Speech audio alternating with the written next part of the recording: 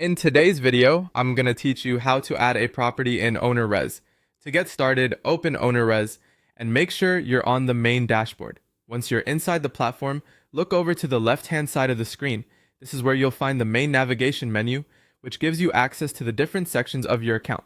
From that left side menu, click on Properties. This will take you to the area where all of your property listings are managed. If this is your first time setting things up, this section may be mostly empty, and that's completely fine. This is where you'll create and organize each property you want to manage in the system. Next, click on Add Properties.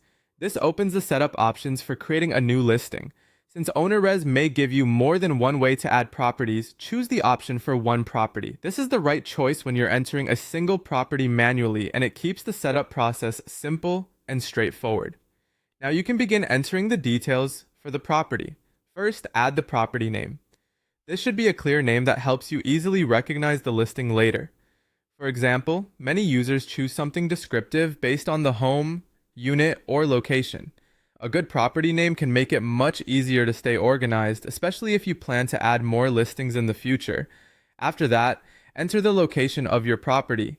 Start by selecting the country from the drop-down menu. Be sure to choose the correct country, since that can affect how the address fields and map behave during setup. Once the country is selected, continue by filling in the street address, city, and province or state, depending on the location. Take a moment here to make sure the information is accurate. Even small typing errors can affect how the property appears in the system and how the map identifies the location. Next, find the address on the map. This step helps confirm that the property location matches the address you entered. If the map pin doesn't appear in the right place, double check the address fields before moving on. It's a good habit to verify the map location now, so you don't have to come back and fix it later. When everything looks correct, click Save. That will create the property and store the information you've entered in Ownerrez. And that's it. You've successfully added a property in Ownerrez.